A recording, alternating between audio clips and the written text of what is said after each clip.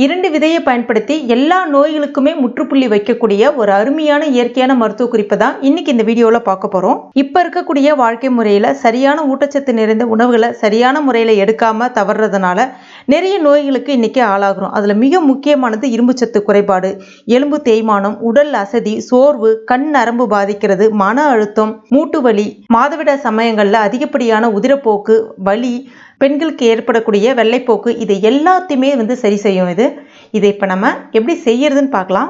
அதற்கு நான் இன்னைக்கு முதல்ல முருங்கை விதை எடுத்திருக்கேன். இது உங்களுக்கு நாட்டு மருந்து கடைகளில் கிடைக்கும். அதாவது முருங்கை காயிலிருந்து எடுக்கக்கூடிய அந்த முருங்கை விதை தான். உங்ககிட்ட முருங்கை மரம் இருக்குது அப்படின்னா முருங்கை மரத்திலே அந்த முருங்கை காயை நல்லா முத்த விட்டுடுங்க, அப்படியே காய விட்டுருங்க. அதுக்கப்புறமா உள்ள இருக்கக்கூடிய விதையை நீங்கள் சேகரிச்சுட்டு வரலாம். அதுக்கு அடுத்துதான் பூசணி விதை எடுத்திருக்கேன். இதுவும் உங்களுக்கு நாட்டு மருந்து கடைகளில் கிடைக்கும்.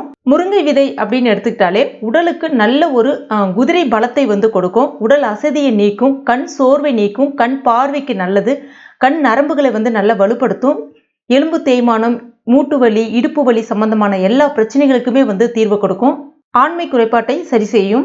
இப்போ இந்த முருங்கை விதை ஒரு 50 கிராம் அளவுக்கு எடுக்கிறீங்கன்னா அதே அளவுக்கு சம அளவுக்கு பூசணி விதையும் எடுத்துக்கணும். அதுக்கு அடுத்துதான் ஒரு கடாய் ஒன்று எடுத்துங்க. இரும்பு கடாய் இல்லைன்னா சில்வர் கடாய் பயன்படுத்துங்க, நான்ஸ்டிக் பயன்படுத்தாதீங்க. இப்போ இதில் முருங்கை விதையை சேர்த்துக்கலாம். சேர்த்துட்டு மிதமான தீயில வச்சுட்டு ஒரு 2லேருந்து 3 நிமிஷம் வறுத்தீங்கன்னா கொஞ்சம் நல்ல நிறம் மாறி வர ஆரம்பிக்கும். இப்போ பாருங்க, இந்த மாதிரி இதை அப்படியே எடுத்துட்டு ஒரு பிளேட்ல கொட்டி ஆற வச்சுக்கோங்க.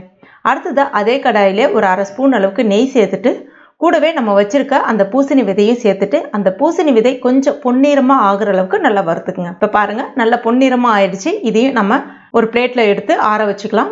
இப்போ ஆறுனதை ஒரு மிக்சி ஜாரில் சேர்த்துட்டு நல்லா நைஸான பவுடரை அரைச்சி எடுத்துக்கோங்க. எந்த அளவுக்கு உங்களால் நைஸான பவுடரை அரைக்க முடியுமோ அந்த அளவுக்கு. இப்போ பாருங்க, இந்த மாதிரி. சப்போஸ் நைஸாக அரைப்படலை அப்படின்னா ஒரு சல்லடையை பயன்படுத்தி சலிச்சுட்டு எடுத்துக்கங்க. அந்த மீந்ததை தூக்கி போட்டுருங்க. அதாவது அந்த திப்பியை தூக்கி போட்டுருங்க. இப்போ இது நீங்கள் வெளியிலே நார்மல் ரூம் டெம்பரேச்சர்லேயே வச்சு பயன்படுத்தலாம். இதை இப்போ எப்படி பயன்படுத்தணும்னு பார்த்தீங்கன்னா, மிதமான சூட்டில் இருக்கக்கூடிய பாலில் 1 ஸ்பூன் இல்லைனா 1.5 ஸ்பூன் அளவுக்கு நீங்கள் தாராளமாக சேர்த்துக்கலாம். சேர்த்துட்டு கலந்துடுங்க. இதில் சர்க்கரை, நாட்டு சர்க்கரை எதுவுமே சேர்க்கக்கூடாது. அப்படியே சேர்த்து சாப்பிட்றது ரொம்ப நல்லது. அப்படி உங்களால் பருக முடியல அப்படின்னா ஒரு 1/4 ஸ்பூன் அளவுக்கு நாட்டு சர்க்கரை பயன்படுத்திங்க. ஆனால் வெள்ளை சர்க்கரை எக்காரணத்தை கொண்டு பயன்படுத்தாதீங்க. அதனுடைய மருத்துவ குணம் உங்களுக்கு கிடைக்காம போயிடும். இதை எப்போ சாப்பிட்ணும் அப்படின்னு பார்த்தீங்கன்னா, காலையில் மாலையில் சாப்பிட்றதுக்கு ஒரு 1/2 மணி நேரத்துக்கு முன்னாடி சாப்பிட்லாம். ரொம்ப ரொம்ப நல்லது. அந்த மாதிரி சாப்பிட்டுட்டு வரும்பொழுது உடல் நல்ல தேரும், உடலில் நல்ல ஒரு குதிரை பலம் கிடைக்குன்னே சொல்லலாம். நல்ல ஒரு இரும்பு சத்து கிடைக்கும், கண் நரம்பு பாதிப்பை சரி செய்யும், மன அழுத்தம் குறையும், நல்ல ஒரு ஆழ்ந்த உறக்கம் ஏற்பட ஆரம்பிக்கும். இது ஆண்கள் பெண்கள் எல்லாருமே தாராளமாக சாப்பிடலாம். அதுவும் குறிப்பாக பெண்கள் சாப்பிடும்போது பெண்களுக்கு ஏற்படக்கூடிய அந்த வெள்ளைப்போக்கு பாதிப்பு சரியாகிடும். முக்கியமாக மாதவிடாய் சமயங்களில் இதை சாப்பிடும்போது பார்த்தீங்கன்னா அந்த இடுப்பு வலி, அதிகப்படியான இருக்கக்கூடிய அந்த உடல் சோர்வு எல்லாமே சரியாகிடும். மூட்டு வலி, கை கால் வலி, அந்த உடல் அசதி இருக்கிறவங்கலாம் இதை தொடர்ந்து ஒரு 7 நாளைக்கு தொடர்ந்து சாப்பிட்டுட்டு வரும்போது நிரந்தரமாகவே இந்த மாதிரியான பாதிப்புகள் இருந்து நீங்கள் விடுதலை பெறுவீங்க. அந்த அளவுக்கு ஒரு அற்புதமான ரொம்ப ரொம்ப ஒரு எஃபெக்டிவான பவுடர் இது. ஆனால் இதை நீங்கள் கண்டிப்பாக பாலில் தான் கலந்து குடிக்கணும், சுடு தண்ணியில் அந்த மாதிரி கலந்து குடிக்கக்கூடாது. அது ரொம்ப முக்கியமான விஷயம். இது ஆண்மை குறைபாட்டை சரி செய்யும். ஆண்கள் பெண்கள் 2 பேருமே சாப்பிடும்போது குழந்தை பாக்கியத்தை ஏற்படுத்தும். உடம்புல நல்ல ஒரு நோய் எதிர்ப்பு சக்தியை அதிகரிக்க செய்யும். கண்டிப்பாக எல்லாருமே சாப்பிட வேண்டிய ஒரு பொருள் இது. இது ஆண்கள் பெண்கள் மட்டும் இல்லை, குழந்தைகள்லேருந்து எல்லாருமே சாப்பிடலாம். 10 வயதுக்கு கீழே இருக்கக்கூடிய குழந்தைங்களுக்கு கொடுக்குறீங்கன்னா ஒரு 1/4 ஸ்பூன் அளவுக்கு கொடுக்கலாம்.